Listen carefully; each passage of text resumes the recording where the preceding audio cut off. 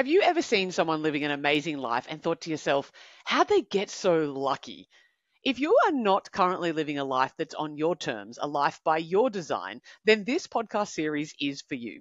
This is the More Confidence with Lunaria podcast, and in this special season, I'm going to be interviewing people who are living a life by design, living a life on their terms. And I'm going to find out once and for all if it is just luck or there's something more going on. Let's dive in. Ashbridgeya, what's your most favourite mistake? Ooh, the ones that you could laugh about, most of them. Ooh, I don't know. A specific one. I make a lot of mistakes. Something in your life that was big that at the time you maybe thought was catastrophic, or you might thought that was the end, the end of something, like a collapse, or you're like, I failed, it's not great, but that turned out to be actually a really beautiful lesson for you. I've got a couple of those. Probably when I left my last job, my music teaching job. You spend all this time at uni and you work to these things. I wanted to be a music teacher since I was like in year 10 at school. Did the thing, loved the thing, then stopped loving the thing so much. So coming to the end of that, making that decision, that was a big, I don't know, a big learning experience. That's probably a big one. Because you're trained as a musician, aren't you? Like a singer and a musician, is that right? Yes. I guess by trade you could say I'm a classical singer. That's what I did in my previous life. Yeah. Yeah, and so year 10, you're like, I want to go on and teach others how to do this. Obviously, you've got a heart of wanting to help other people. You mentioned before we were talking about how you loved it. In the beginning, it was absolutely fabulous. What shifted for you, do you think, that you went, hang on, this isn't where I want to go anymore? It was around COVID, so that everything changed a lot. So when COVID hit, we sort of stopped all the classroom staff and everything went home, which actually I quite enjoyed. I really quite liked making all those resources and sharing them out and doing the online stuff. It was tricky and everything's a bit hard with a second or two delay when you're trying to play music as a group. But when we went back, the school wasn't quite the same. The kids were definitely not the same. I wasn't really the same, a year or two later. At the same time, probably the other, I guess, learning experience would be that I'd quietly gone through a divorce as well. And I just wasn't happy doing the same thing in the same place anymore. Yeah. So at the same time, so are you telling me that in the same year, the same 12 months-ish, you quietly went through a divorce while leaving the thing that you thought was your passion? Yes, it was all kind of at once. And how old were you at that point in time? Because you've only just turned 30, is that right? That's right. So 26, 27? Yeah. Yeah, 27, yeah. Yeah, so just a few years ago. Yeah. And how did you come to that conclusion? I mean, they're two big, pretty large things to be experiencing and to do it at the same time. Obviously, COVID shook the world. Yeah. How did you, what qualities did it take for you to be able to make those things happen? I think realizing that I wasn't happy, for one, which tends to, it's always a slow journey into not enjoying what you're doing until you hit that point where you're crying in the driveway and you go, well, this isn't how I want to live my life. Yeah. This isn't how I want to get home every day. And then you sort of start thinking about, okay, I do need to make some pretty big changes. What are the things that are not making me happy? What do I want to do that will make me happy, and how can I do that? And it was, we decided to part ways, my partner and I, and then I sort of thought, well, that was amazing. Big weight left my shoulders. I think we were both much happier. And then still wasn't looking forward to going to school every day. So that was a really hard decision to say, no, I'm done. I originally just wanted to take 12 months off and go do something else for 12 months, but my school wasn't happy with giving me 12 months because it would be hard to find someone to replace me for 12 months. So I said, all right, well, then I'm out. can't just stay here and keep doing the same thing. And yeah, that was pretty scary, because what else do you do? I did my 4 or 5 years at uni, whatever it was, spent 3-4 years casual teaching in the lead up, trying to find one of these high school permanent music jobs, like the unicorn of teaching. They're very rare. Yes, to kind of everyone wants them, and I think that you'd said that it requires, like, it takes someone retiring or dying in order for you to get that spot. Yeah, pretty much, because there's only usually one at each school, and so it was that was a big decision to leave that security. It's having a permanent job is hard to find, really. In the field that you love. Yes. What do you think changed for you? Like you were obviously and you were obviously very certain in both of those things, in the marriage and in the career. You were really certain. You followed the path. It was exactly where you needed to be when you needed to be. I take it both of those things were great and what you wanted. What do you think shifted inside of you to make you go, look, I think that there's a whole reworking of Ash Bujaya that's coming? Well, I don't really think that we're meant to do one thing forever. I think, I was young as well. I don't think anyone should get married at 22. You should have to pass a test. We grew up and we grew in different directions, and life is about growing. So if you're the same every day, doing the same thing every day, and nothing's changing, I think that's when I would feel at my worst. So I think growth and development and change is, that's the journey. That's what we want. If you do the same thing every day, I'd get bored anyway. I'm hearing some really strong values around, like, a growth mindset, around a change mindset, around taking personal responsibility. That's what I'm really hearing from you here, Ash, and accepting a challenge. You've done some pretty remarkable things just in the short time that I've even known you. You just recently won a Eurobadella Dancing with the Stars competition, where you sang, you roller skate, you did a complete. I was there live. It was an honor. You did a complete dance, and you raised much needed funds for cancer research. But also last year, tell me what you did last year, in February of last year. February of last year. The memories have just been popping up on my Facebook again this week. Decided with a crew of spectacularly amazing women and our support team as well. We rode in a surf boat from the mainland across the Bass Strait to Tasmania to raise money for Red Nose. So yeah, that was full on. It took us a week, 320 something kilometers. Our longest day was 90 Ks on the water. So a few blisters, a few smiles, a few tears. That was a pretty epic journey. It was, yeah. How do you even, so when you say like that took you a week, do you then like get off at nighttime and get on a boat and go to sleep? Is that how that works? Pretty much, yeah. So I didn't know this until we did the journey, but there's a splattering of islands that go between the mainland and Tasmania. So we would just row island to island and unroll the swag on the beach, and that was it. There were a couple of nights where it got so windy and we're there like holding the edge of our tent or our swag up, rolling into people. Everything was full of sand. Had to learn how to just wake up and eat so that we could row for hours and then go again. And yeah. And so you're rowing for hours. How many hours per day does that, what does that look like? I mean, 90 kilometers walking or running or driving is a lot in a day. Yeah. So, I think our shortest day was about 6 or 7 hours on the water, and our longest was about 14. So that second day was, we were up before sunrise and coming in late. Yeah.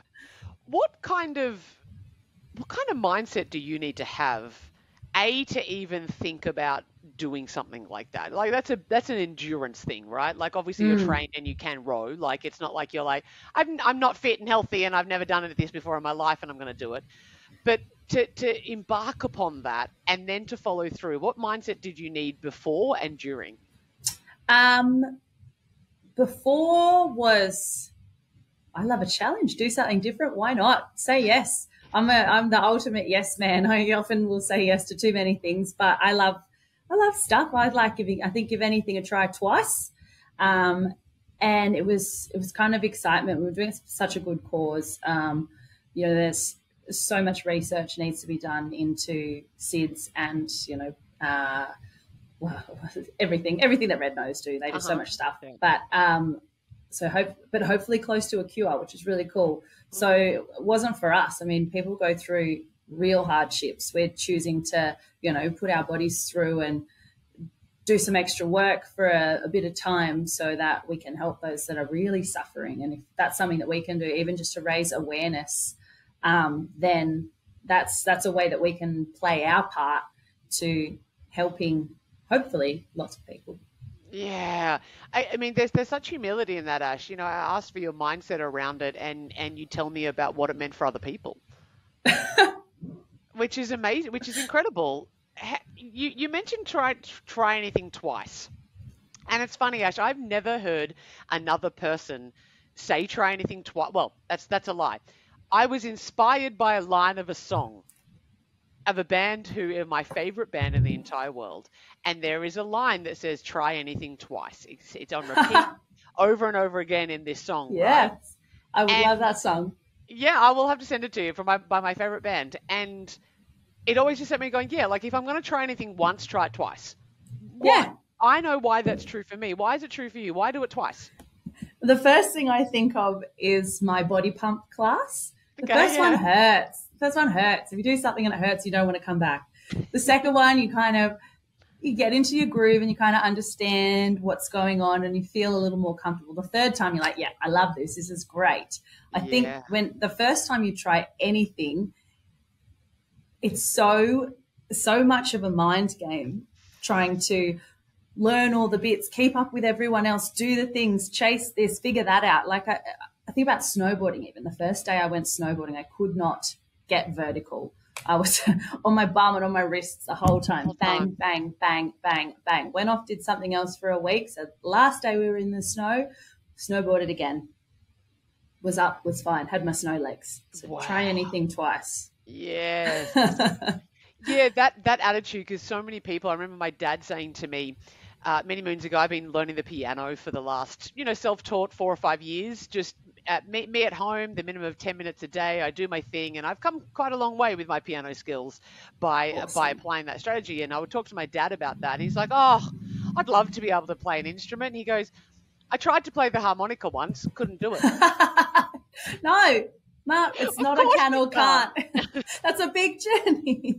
Of course you can't. It's the first time you do it.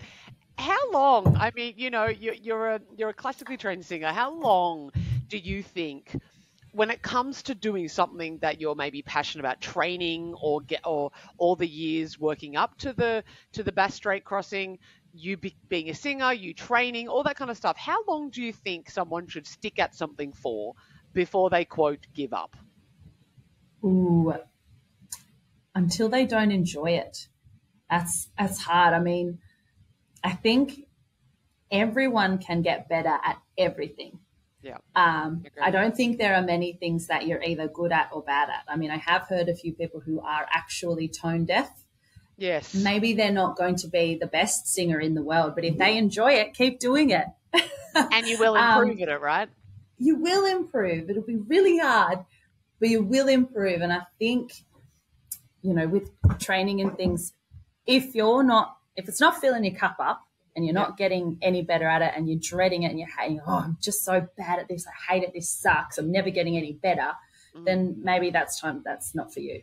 But if your end goal is to be good at that thing and you hate it and you hate it and you hate it, but the goal is that's what you're working for and that's going to be the thing, then you keep going.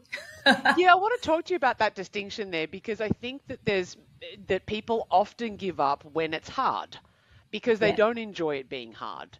I had a friend who's just starting to learn to play the cello, like literally just got it for her birthday a few months back. And she says to me, she goes, Luna, when it comes to your piano playing, did you ever get frustrated?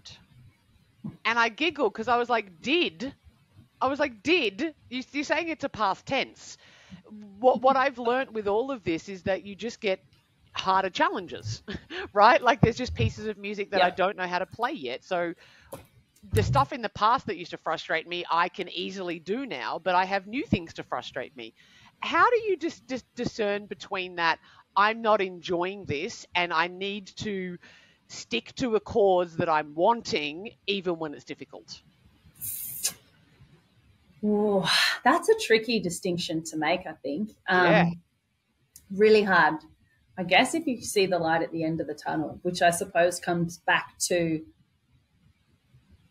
what you're trying to achieve in that one session. Like if you look at a piece of, Beethoven's whichever symphony and you go, I'm going to play this, and you really, that's not attainable for you at that time, that's never going to be enjoyable. That's like beating yourself over the head with a stick. Yeah. But breaking that down into, step by step getting better. I'm going to play this piece first, and then when I can play that, I'll play it faster. I'm going to take this one segment. I'm going to take this melody and I'm going to play it in one hand.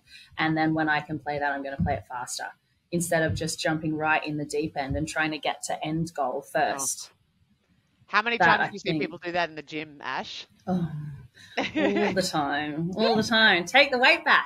Take the weight. I was in there yesterday with nearly no weight on the bar because I just want to focus on technique. And I think, well, we all fall into traps of, I used to do this, or, I should be able to do this, or my friend's doing this, or this is what social media is doing, so I'll do this and this weight and that kind of thing, when it's not that hard. It's not that hard. Just break it down. Just do the little bits. Do the little bits one at a time. It's the same way you eat an elephant, one bite at a time. One bite at a time. Yeah, and if you're attempting to do the whole thing now, like the Beethoven piece, you sit there and look at it. And I've got Moonlight Sonata. It's been sitting on my piano for a year and a half, and I can play okay, maybe the first 16 bars. And it's a long piece. That's, for anybody musically, it's probably about 1 minute worth, maybe 45 seconds. There's about 45 seconds of that entire piece that I can play okay. And that's been sitting there for a year and a half, and I continue to just chip away a little bit. Then I go away from it. I don't touch it for ages. I increase my reading skills in music, and then I come back to it and go, oh, I'm a little bit better at this now than I was last time I looked at it. Yeah. You right now, you have often been described as an energizer bunny. You're positive, vibrant, and you know how to have fun. You're always doing something, you're always busy, and you're always moving. You enjoy physical activity, working out, singing, of course, time outside, adventuring. You have a can-do attitude, and you have a genuine desire to help people. Right now, you tell me that you are the, I'm just thinking about your position at the gym. What do you do there? Tell me about what you're doing right now. Yeah, so now I'm the head of fitness and community engagement at the Pavilions. Yeah, so the Pavilions is a gym. Cool. I go there. It's how I met Ash at some point in time. You also love to roller skate. You are quite proficient at that in bowl skating as well, right? Yes, so much fun. What's some of the scariest things that you've done in a pair of roller skates? Well, I've snapped a couple of trucks doing cartwheels. I thought you were going to say bones. No bones yet. For those of you listening at home, trucks are the things that the wheels are on a pair of skates. Yeah. Yeah, the solid metal chunk. It's a solid piece of metal that those wheels are on, and I've snapped two, as I am also hard on the gear, as people like to say. She's not talking about drugs, ladies and gentlemen. She is not talking about drugs. Not talking about drugs. I only have two speeds. It's 100% or zero. So if I'm in, and I'm a big gal. Like, that's a lot of me to jump and land on two bits of metal. So yeah, doing a drop in on one side, come backwards, and then sort of do a cartwheel. I can do that sort of on one hand. Handstands off the edge, but the scariest thing was dropping into a 12-foot bowl. So that's like more than double my height. Oh, that was terrifying. Dropping into it too. I remember I roller skate too, and even just going down the lip of the footpath for me, because I learned to skate on a very flat surface indoors. I never had any kind of difference of heights. So to go down that was terrifying. Tell me, Ash, how, you being in the Bass Strait, learning what you've done in your musical education, challenging yourself in many different ways, and in roller skating, how do you overcome those moments of fear? Because I'm sure that you Don't think have about them, it. right? Oh, absolutely. Don't think about it. Just do it. Just do it. The more you think, the more your brain gets in the way. Don't think, just do. Don't think, just do. Yeah, don't think, just do. If you've done the practice, when we were in the Bass Strait, there were a few days where it was pretty hairy conditions. I don't know if you know about the Bass Strait, but it's kind of a treacherous piece of sea. And I'm also fairly rational when I think about things, so that's helped me quite a lot throughout my life. But big swell, I'm thinking, oh my God, when we're up on top of this and then we're down below, and our support boat was sort of a 2-story fishing charter, and it was usually within a kilometre of some direction of us. We could sort of see it. That's where all our food and water was. But it would disappear. Like the wind was going in one direction, the swell was going in another direction, and then there was just chop popping up in a different direction. And I'm thinking, oh my God, there's waves breaking over the top of us. At one point, I was right up in the nose of the boat, and I had a wave just break over the top of me. And I'm thinking, well, at least if we roll, like the boat floats, I can float. We know how to flip it back over. We'll all just get back in. It's okay. Yes. That's fine. So I was just focusing on sticking my oar in the water every time. In you go. And just one stroke at a time, just focusing on that one thing that I was doing right then. There was not enough space to be distracted because it was quite technical rowing in such joggly water. But I think, don't think, just do. There's something there as well. What I really want to pull out from what you just said was about your focus. Because you could choose to think, oh my gosh, where is the boat gone? Like I can't see the boat. This wave could overturn me. What's going to happen? And what a lot of people do is go down the spiral of that. They fall into the rabbit hole where they're thinking about all the dangerous or quote negative what ifs. You chose to stay in the boat on the oar and focus on what you do. And I see that in you, Ash. I think that you're an incredibly accomplished human being.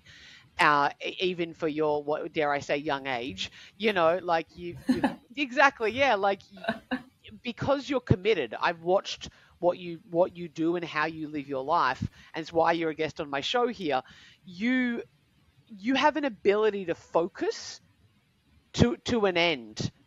What do you think created that? Do you think that you were born that way? Is that just your luck? How did you get to be so focused and committed to a single vision, like you just said in that boat that time? Oh, because I'm the best procrastinator ever. So wow, that surprises us, I'm sure. Yeah, I know, but I hate it. So I have to say no, just do the thing, because I feel much better when I'm productive. I feel way better in myself and about myself when I get the things done that I want to do. But I think, I don't remember when it was or what it was or who said it, but when I was very young, 10, 12, somewhere, could have been 8, could have been 15, don't know. But someone sort of said, basically something to the effect of, shit happens. So you can choose how you respond to it. And the only thing sometimes that you have control over is how you respond. So I want to choose to respond in a positive way, because it takes so much more effort and energy to be angry and weighed down and hold on to everything than it does just to sort of stop, take a breath, and think about things rationally. And that's what I sort of said before. I am quite a rational person. I think I am able now to just kind of look at a situation and think, well, that's not about me. Yes. Whether something negative has happened or something has happened to me or in my, vicinity, it's usually not about me. And being able to stop and just say, oh, okay, well, yeah, sometimes bad things happen. Am I going to, learn from this and step forwards and choose not to be in that situation or do what's happening there? Or am I going to just fall into the trap of being stuck and doing what everybody else does and, wallowing in self-pity that comes along with, bad stuff happening? Yeah. When I get old, if I'm going to have wrinkles, I want to have happy wrinkles, not sad ones. Yeah, not angry ones, right? I remember you saying that. And I think that's what I'm really hearing there is about personal responsibility. That ability, when I talk about, a reaction is something that happens automatically. You put two chemicals together, there is a reaction, it happens. It's automatic. It cannot be stopped. It's a reaction.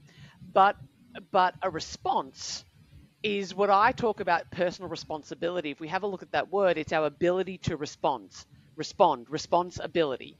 And you've used that word, you use the word to respond. Because when we have that power, when we realize that, probably the world doesn't revolve around us. It's strange to think like we are the center of our own universe, but we're not the center of everybody else's. And when somebody snubs you as you've walked past them at the shops, they might not have even seen you. And it's the stories that you've made up in your head that generally cause us more misery than actually the circumstances have happened. Yes, absolutely. Most of the time. I would see it all the time at school, the kids that, they call me weird. Oh, well, if you're not weird, you're boring for starters. Yes. But it's not a you thing. You just do you. Don't let that control you, change you, stop you from doing the things you want to do. It goes around a little bit cliche, but don't take criticism from someone you wouldn't take advice from. Absolutely. Same thing. Like I don't, welcome to have your opinion and I'm happy to hear it, but I don't have to live that. I will hear you out and I'm happy to disagree with you. That's fine. Yes. Yeah, you can think whatever you want of me. That's perfectly fine. Yeah. It's an exceptional attitude to have, and one that I don't see a lot in everyday kind of humanity. When you look out there in the world currently, what kind of qualities are we seeing that when you look out and see it, where are we going wrong, do you think, en masse? Because we are unhappy at large. Technology. I still have social media. It's so wonderful and it's great and it's necessary, but there is so much to be said for interacting with people and not being stuck in a 12-second attention span and not being forever on call. I mean, you probably found this. I never reply straight away and I feel bad sometimes, but I don't respond to messages straight away. I think my mum called me on Tuesday and I spoke to her yesterday on Thursday night. Like, I'll get back when my brain's got enough time and space for me to give you the energy that you deserve for me to respond adequately. But I boundaries. think, for a long time there, I was, waking up, check my emails, send some things off for kids at school, going to sleep 10 o'clock at night, fix this up, send that off. I think we don't need to. We don't need to be so fast paced. We just need to slow down a little bit and enjoy the journey. And I think that's probably the main thing I'm focusing on this year is just slowing down a little bit, enjoying the journey a little bit. I see so many people who are just in such a rush and they're always so short and on such a fuse and they push here and get there and they're so anxious to do the next thing. I said, why? Where are you going? I've just got to go. And as soon as you get there, you're just thinking about the next thing. And that happens in the micro, like, me sitting here going, got that thing with Ash, and then afterwards I want to go to the gym, and then I'm going to have, this for dinner, like thinking about what's next.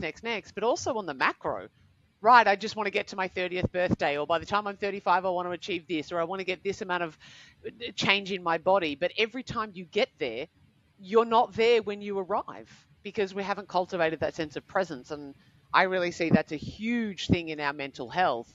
Yeah. We're not here. In this moment, we're always chasing something that's outside of us, that's later. But whenever we get to later, we just wish for the next later. Yeah, we never yeah, that's it. It's all about the destination, the destination, the destination that's constantly changing. That life is the journey. The destination's, you know, the ground. Yeah, that's we right. enjoy the journey. Yeah. You see it all the time. I was talking to some people in a new class today. So it's quite a slow, meditative, gentle, a little bit in your head class. And there's a handful of people that say, oh my God, I loved that and needed that. That for me was just got to be there, be present. And then there's the people who say, I absolutely hated that. I can't be still. I couldn't do it. And they said, oh, I need to do that. I'll come back until I can work on staying there and being there in that time. But it's really hard. I mean, even I go through waves. I'll find myself, you know, sitting down and watching the movie with my partner, and then I'm scrolling at the same time because I can't just do the one thing. No, throw it away. You know, but we all do. We tend to go through. I mean, it happens in waves, comes in phases. Sometimes we're more disciplined than others, and sometimes, you know, it just doesn't work that way. And I think, I think you're so right there that the increase of, I want to say social media, even just the internet at large, you know, because you being 30, I'm just trying to think of timeline there. You know, I grew up in a world as a teenager without the internet. Like that absolutely happened. That was my reality. Yeah. Without mobile phones, there was my first mobile phone. You couldn't text people who weren't on the same company as you, so you couldn't text between Telstra and Optus. People may not know that, but you couldn't, and you only had 120 characters, and you had to go through each little button. But when we organised to catch up with someone, and we had to arrange the time and date, and if they didn't show up, we just saw them at school on Monday. There was never any urgency, and if we missed the phone, we didn't even have an answering machine. So if someone tried to call us at home, we didn't know that it rang because we were out.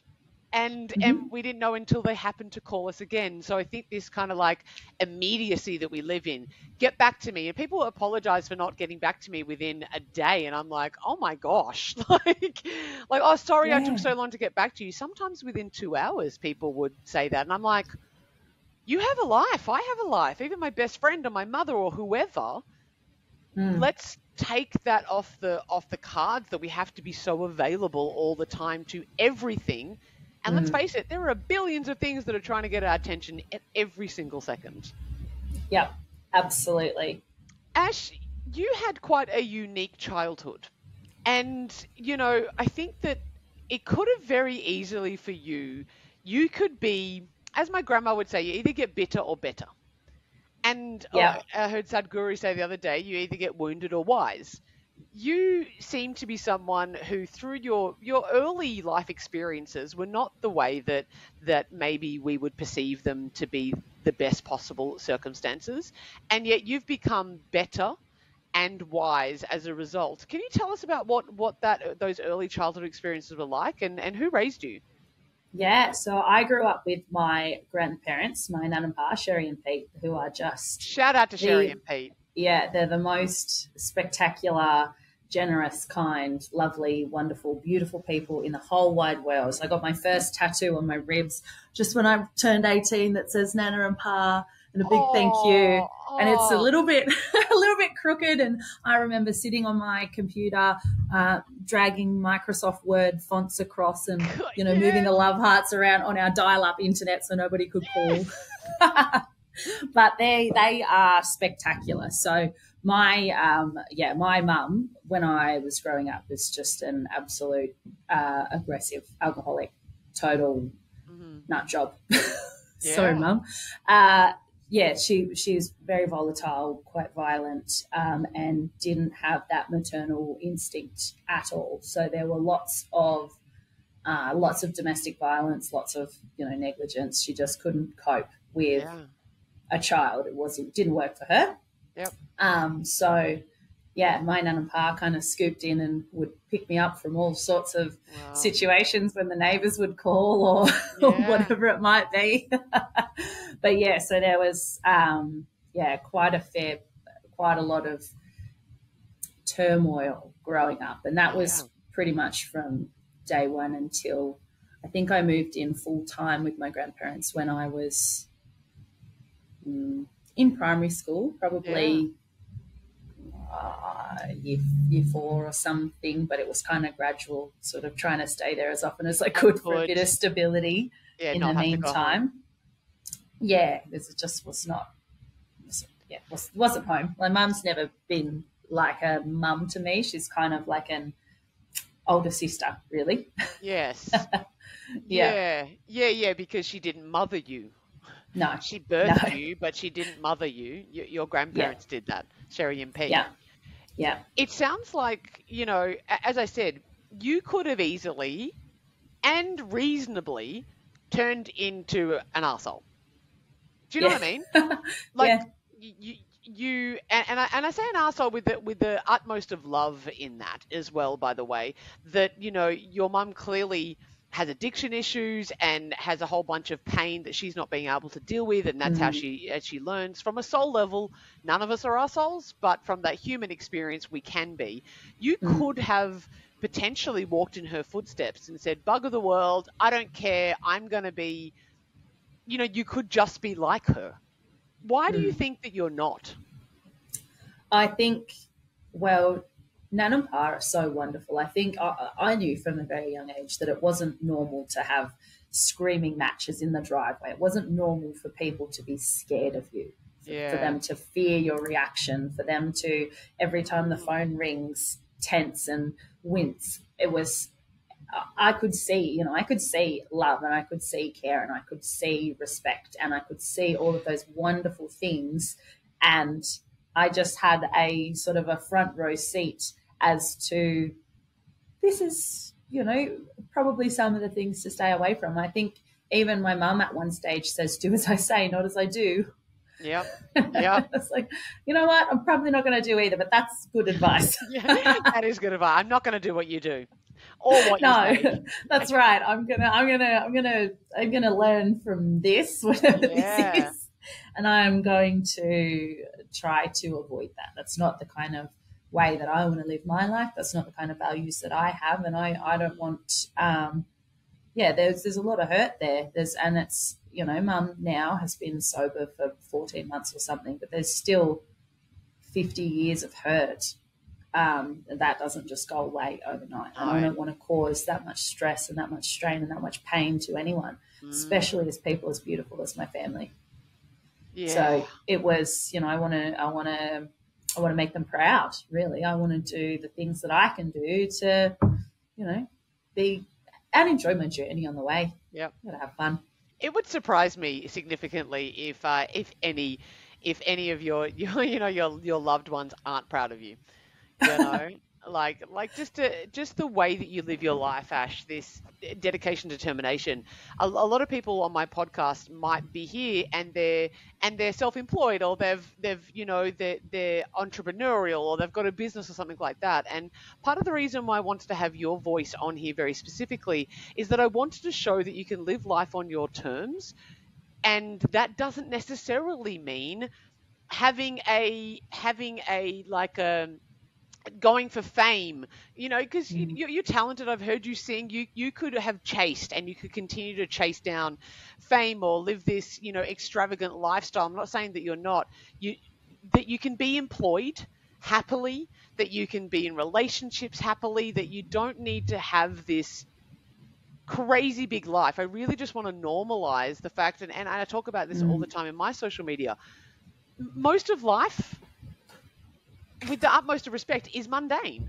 Like, it's just the everydays, right? It's the everyday kind of stuff, even if you're doing whatever. And so I love that you come because you are employed and you're doing something beautiful and you're contributing to the community. I'd love to know, Ash, what's guaranteed to make you sob?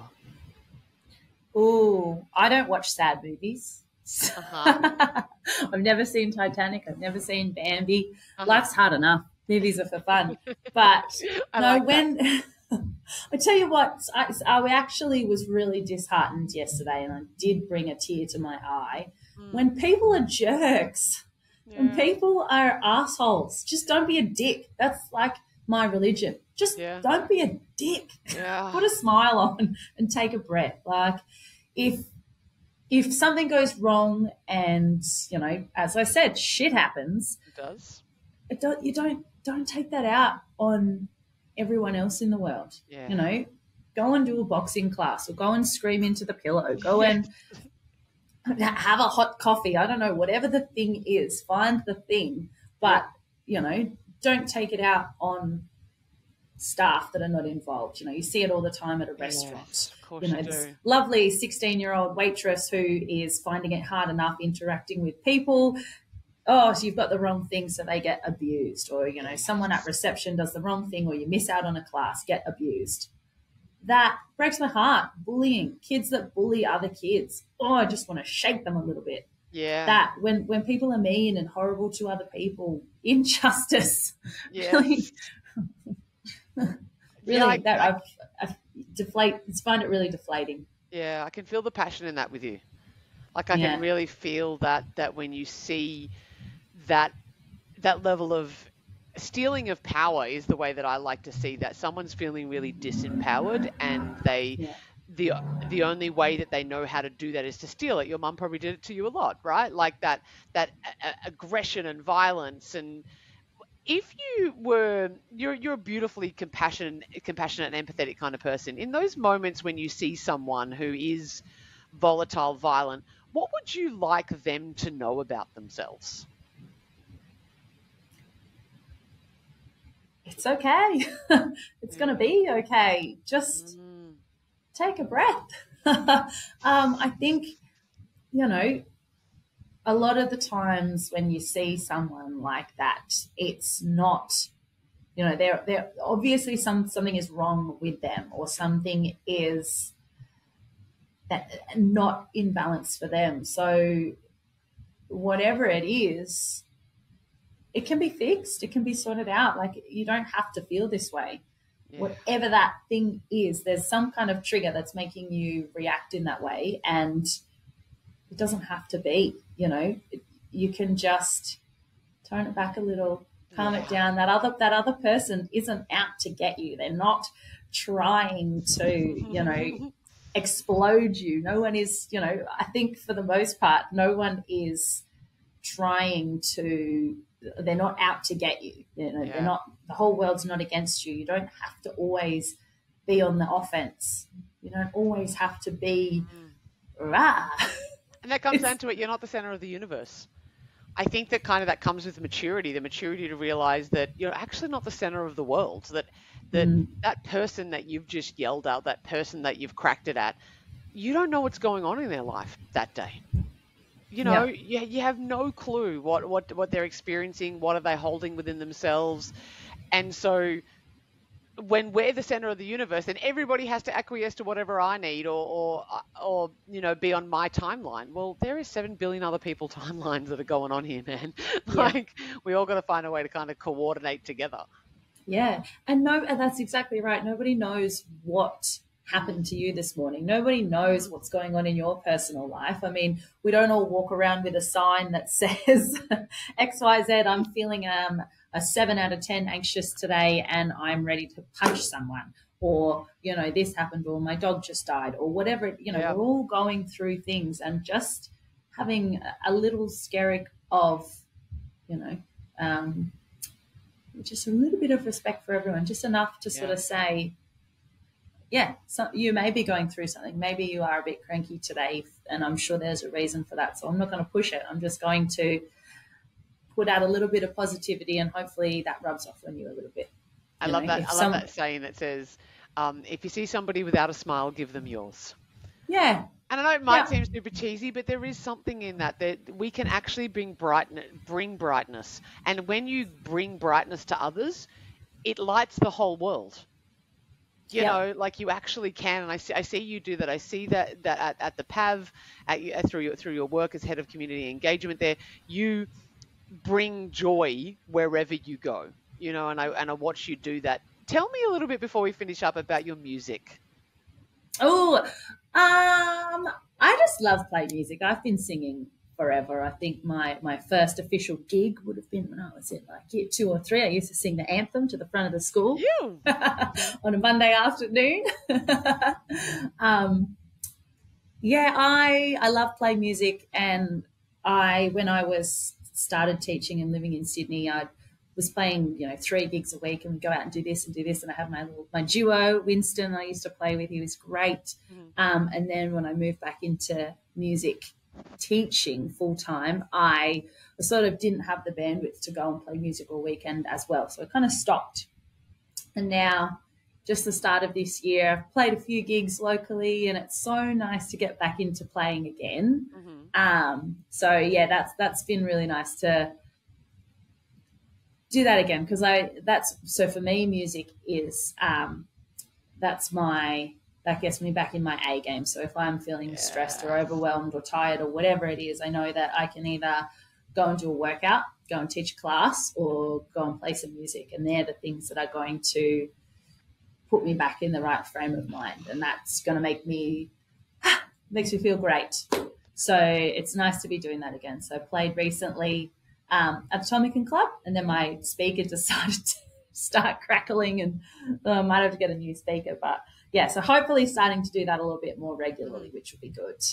And I hope to be able to see you. So I'm going to leave in the show notes, I'm going to put your links to be able to go listen to your music, Ash Bujaya Music on Instagram, and you can find her everything else at AshyBo21 on Instagram there. What I want the audience to really hear from what you've just said, Ash, is that you have a level of self-awareness. You know that when you're in the funk, when you're flat, you know that there is, move your body, serve others, and do something that you love.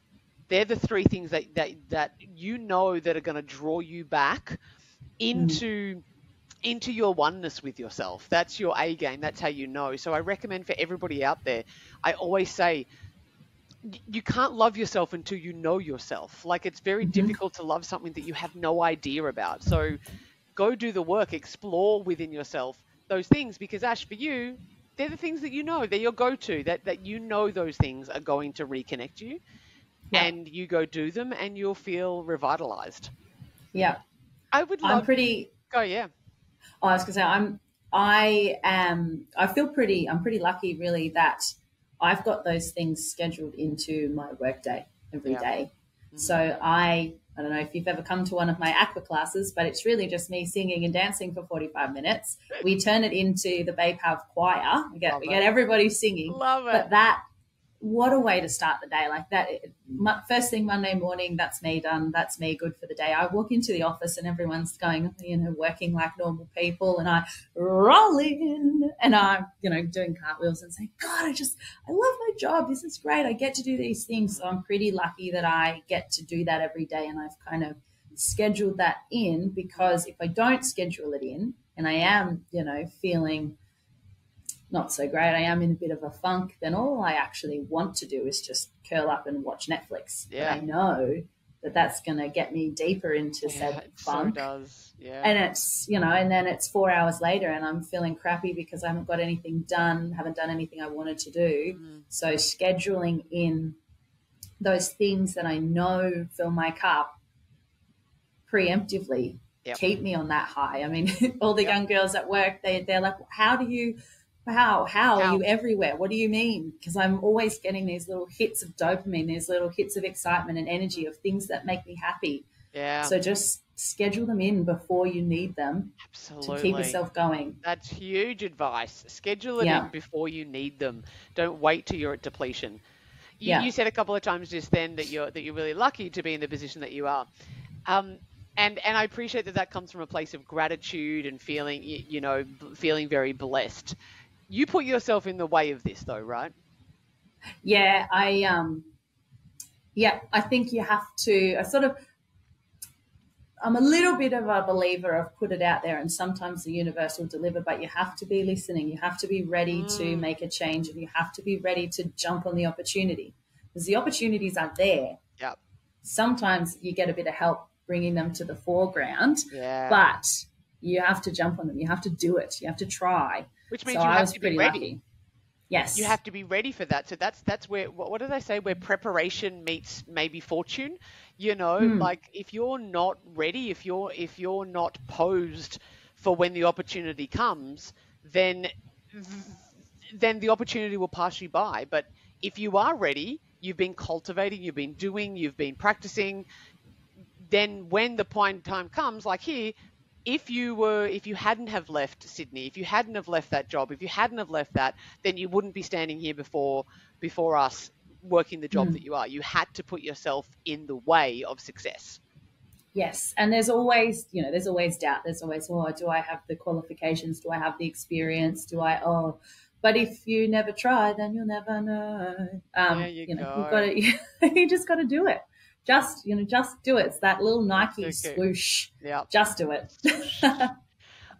If you could sum up living life on your terms, or a life by design, or your attitude in just 5 words, it could be a sentence or individual words, what would they be? Choose positivity. It's free, friends. Yes, choose positivity. It's free, friends. I love it. Thank you so much, Ashbajaya, for being here and spending this time on the More Confidence with Luna Gaia podcast.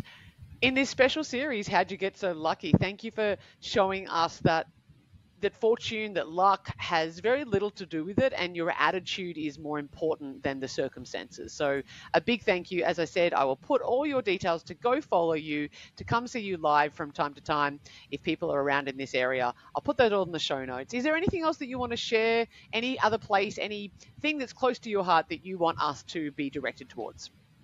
No, I just want to say thank you. Keep doing what you're doing. I think the more people talk about normal people doing normal things and enjoying it and being positive, and that, yes, you don't have to be stuck where you are, the better. I think, it's all about mindset. It's all about choices, and it is hard, but it is good just to stop and choose and enjoy your journey. So thank you for having me, and thank you for doing everything that you're doing. Absolute pleasure. See ya. Bye.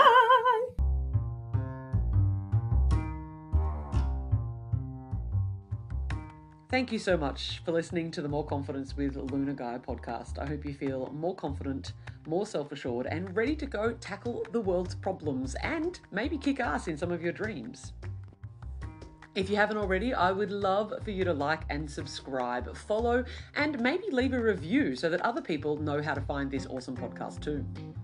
If you're wanting to sink your teeth into something even more juicy, my #1 best-selling book, Perfectly Imperfect, Your Complete Guide to Loving Yourself and Loving Your Body, is now available on all good bookstore sites, both in print, digital, and I narrated it for Audible as well. If you think that coaching or maybe one of my courses is for you, why not head to www.moreconfidence.com.au and get in touch and see if we can talk. And of course, you can find me all across the social medias. That's Facebook, Instagram, TikTok, Twitter, YouTube, which is where you're probably listening now, or maybe even here on the podcast platform. Sending you big love and wishing you a beautiful day.